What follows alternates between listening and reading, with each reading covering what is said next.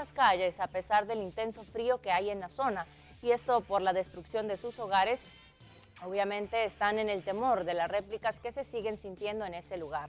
Los datos del Instituto Geofísico del Perú indican que antes del sismo más fuerte se sintieron en las zonas otros 2 temblores entre 3.6 y 4 grados de magnitud, luego de que también se hayan presentado numerosas réplicas. Allí veíamos imágenes impactantes y la verdad lamentables de todo lo que sucedía en el Perú.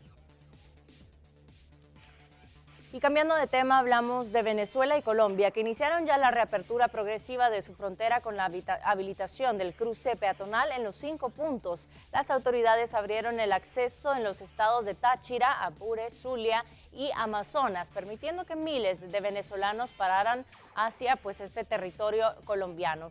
Según las autoridades colombianas, más de 28,000 personas se movilizaron entre los dos países en las primeras horas de esta reapertura, en un promedio de 5,000 viajeros por hora. Los dos gobiernos acordaron habilitar el paso peatonal en la frontera durante 15 horas diarias como parte de una estrategia de apertura gradual de la zona limítrofe.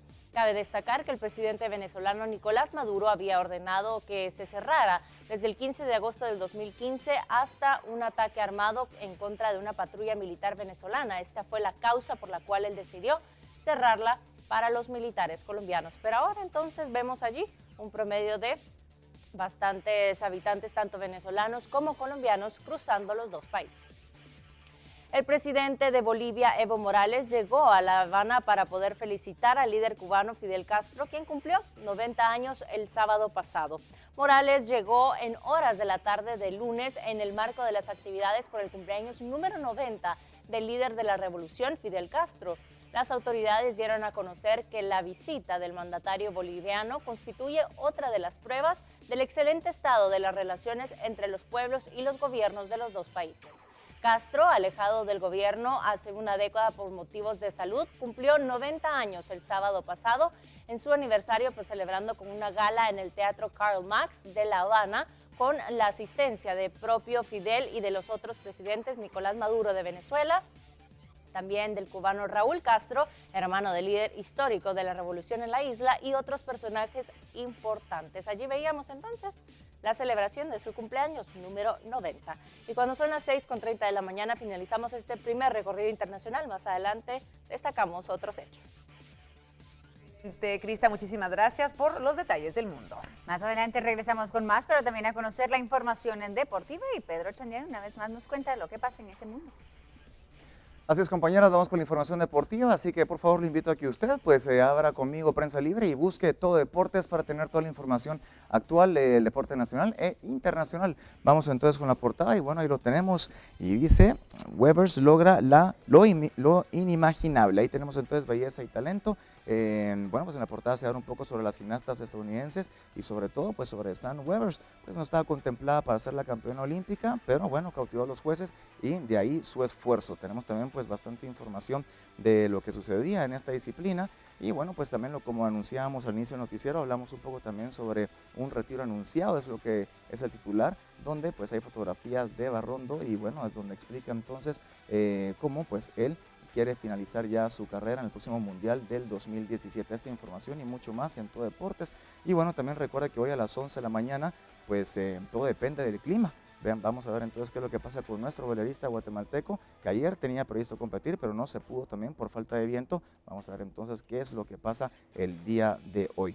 Y el medallero a nivel latinoamericano lo encabeza Colombia. Colombia es la que marca el ritmo latino y también toda esta información la puede usted conseguir en Todo Deportes de Prensa Libre. También se habla un poco de los cremas y también siempre de algunas disciplinas donde ya se baten récords y también mucho dramatismo en lo que es los Juegos Olímpicos del 2016 en Río. Eso es en todo lo que usted puede conseguir siempre en Todo Deportes de Prensa Libre. Y también cambiamos un poco y vamos con el fútbol nacional y destacamos que el sorprendente Deportivo Guastatoya es el único líder del torneo luego de vencer a Carchá en su propio estadio. Asimismo también Malacateco derrotó a los cremas y Municipal a Marquense.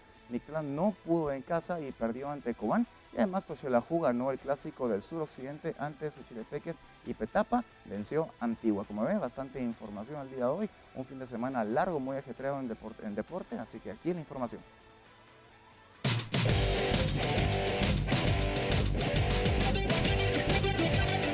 anotación del defensa argentino Juan Leroyer. Apenas a los 10 minutos del partido, Deportivo Malacateco derrotó 1-0 Comunicaciones, resultado que desplazó el cuadro capitalino del primer lugar de la tabla de posiciones. Una solitaria anotación del argentino Francisco Amán en el cierre del primer tiempo fue suficiente para que Guastatoya derrotara en condición de visitante al Deportivo Carchá y se convirtió en el único líder del torneo Apertura. Municipal derrotó a Marquense 1-0 y se trepó al tercer lugar del torneo. Encuentro realizado en el estadio Manuel Felipe Carrera El Trébol, donde el mexicano Carlos Camiani anotó el único gol por la vía del penal al minuto 62 de tiempo corrido.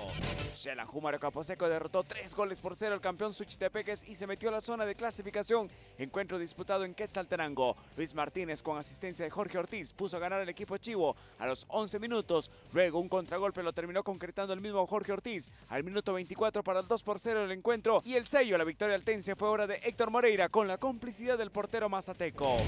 Cobán Imperial le cortó el invicto a Mictlán en su estadio y lo terminó venciendo por la mínima diferencia gracias a la anotación del paraguayo Víctor Solalinde. Los cobaneros están sextos en la tabla general del torneo. Deportivo Petapa venció 2-1 a Antigua en el único juego nocturno del sábado. 2 anotaciones del uruguayo Adrián Apelaniz. El primero por la vía del penal a los 10 minutos abrió la ruta a la victoria petapeña. Luego apareció el argentino Fabián Castillo, empatando transitoriamente las acciones al 67 para Antigua, pero nuevamente apareció Apelaniz, siempre por la vía del penal para sentenciar el encuentro 2-1 al minuto 84. Esto fue lo más relevante del fútbol nacional. Para Viva la Mañana, Luis López. Partir el medallero olímpico en este momento para que vea usted pues cómo va entonces su disciplina favorita y también sus atletas favoritos, siempre pues encabezando Estados Unidos el medallero con un total de 74 medallas y bueno, luego Japón cae y ocupa su lugar Gran Bretaña con 41 medallas y China con 46. Luego pues también tenemos Colombia, es el que encabeza el medallero latinoamericano y luego pues ya muy por debajo Brasil con 8 medallas y Argentina con 2. Eso es lo que sucede entonces en este medallero. Recuerde pues que todavía tenemos un poco más de tiempo para disfrutar estos Juegos Olímpicos, así que toda esta información la puede usted pues conseguir también en las redes sociales de Guatevisión. Recuerde, bien informado en BLM Noticias, seguimos con más. Muchas gracias, Pedro. Información importante, claro que sí, los deportes son noticia a nivel mundial en esta época. Totalmente, pero también tenemos que repasar otras noticias que ocurren alrededor del mundo y Lorraine Quinto esta mañana nos cuenta. Y seguimos hablando de los Juegos Olímpicos en Río y pese a los múltiples protocolos de seguridad que se tienen en el evento de las Olimpiadas de Río, los accidentes siempre ocurren. Una cámara de televisión cayó sobre el Parque Olímpico en Río de Janeiro y dejó 7 personas heridas después de desprenderse del cable metálico que la sostenía. Una cámara de televisión se desprendió de un cable metálico que la sostenía y dejó al menos 7 heridos en el Parque Olímpico en Río de Janeiro. Escuché un fuerte estruendo, pero primero vi un cable en el suelo y no entendía de qué se trataba. Pero luego me senté debajo del puente y entonces me di cuenta. Escuché un ruido y ya vi a las ambulancias pasando, los bomberos. Y cuando llegué aquí me explicaron que una cámara se había caído y vi a las mujeres en la ambulancia con los médicos. Entre los heridos hay un niño de 11 años que se lastimó la pierna. El equipo de video que pertenece a la transmisión oficial de los Juegos cayó desde 20 metros de altura cuando los aficionados se dirigían a la Arena Carioca 1 para ver el partido de baloncesto entre Brasil y Nigeria. Y hablamos de tecnología y es que el popular juego Pokémon Go sigue dando de qué hablar. Ahora es considerado un desafío a la feroz inseguridad en Venezuela, uno de los países más violentos del mundo. Muchos jóvenes portan sus celulares en las distintas plazas de Venezuela, lo cual los convierte a ellos en objetivos principales para los robos en ese país. Pasatiempo que se ha vuelto popular en todo el mundo. Pero jugar Pokémon Go es todo un desafío en la violenta Venezuela. Lastimosamente hemos recibido bastante negatividad en cuanto a la aplicación por el tema de la inseguridad en Venezuela, pero nosotros sabemos que podemos salir adelante y por supuesto Venezuela es insegura, pero nosotros podemos bandearnos en este terreno. Según la Asociación Civil Alto el Crimen, unas 500 personas fueron asesinadas en este país entre octubre de 2015 y marzo de 2016 por resistirse a entregar sus móviles en asaltos. Para algunos, salir a las calles a jugar se ha convertido en una especie de resistencia.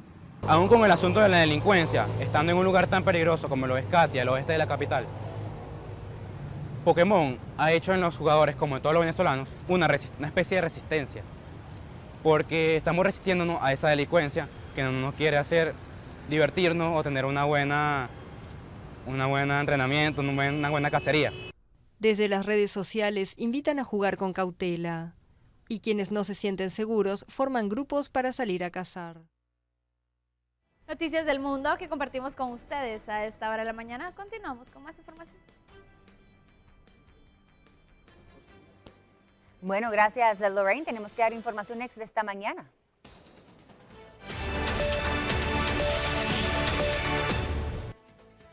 Bueno, y sí tiene que ver con el fallecimiento de quien entonces dirigía la FIFA. Sí, el expresidente de la FIFA, João Havelange, murió a los 100 años de edad en Río de Janeiro. El brasileño, quien fue presidente de la FIFA de 1974 a 1998, estaba internado en el Hospital Samaritano de Río de Janeiro para un tratamiento pulmonar y en los últimos años había sufrido un empeoramiento en el estado de su salud. Fue uno de los principales artífices de la designación de Río de Janeiro como sede olímpica, pero fue el gran ausente en la ceremonia de inauguración celebrada el pasado 5 de agosto en el Estadio Maracaná. Havelange, ex waterpolista, estaba prácticamente marginado desde que en el 2012 se destapó el escándalo de pago de sobornos. Tras descubrirse el escándalo, él renunció a su puesto de presidente de honor de la FIFA y a su cargo de miembro del Comité Olímpico Internacional. Esto antes de que estos organismos tuviesen tiempo de estudiar posibles sanciones. Fallece entonces expresidente de la FIFA. Una información que compartimos con todos ustedes a esta hora y tenemos que analizar los temas de Guatemala y el mundo a continuación. Eso implica tener su documentación, sus textos al día. Lo que han indicado es que han tenido la deficiencia para la entrega oportuna. Autoridades del Ministerio de Educación firman un acuerdo con el Sindicato Nacional de este ministerio con el fin de mejorar la calidad de la educación en nuestro país. Y una comisión del Ministerio de Energía y Minas se reúne con autoridades de mina en el Estorizabal tras explosiones que deja a varios trabajadores sin vida. Entra en vigencia el protocolo con el fin de proteger y resguardar a niños migrantes en su paso por México. Parte de este impuesto va para lo que es Covial. Por lo menos no hemos visto una mejoría en el tema de las carreteras. Representantes de la gremial de combustibles consideran que el nuevo impuesto impactará de sobremanera al consumidor final. De esta manera, la PNC ha implementado y ha reforzado el sector de la zona 6 capitalina. Hay recorridos de seguridad de elementos a pie, de elementos en bicicleta, motocicleta, pero también Extorsiones mantienen con temor a comerciantes y a vecinos de Jocotales en la zona 6 capitalina. A nivel internacional continúa ayuda a damnificados por sismo al sur de Perú. Deja como saldo a personas fallecidas, entre ellas un turista estadounidense. Tenemos más noticias del mundo y es que Donald Trump que se compromete a realizar con un fuerte análisis por tema de inmigrantes en el caso de ganar las elecciones de los Estados Unidos.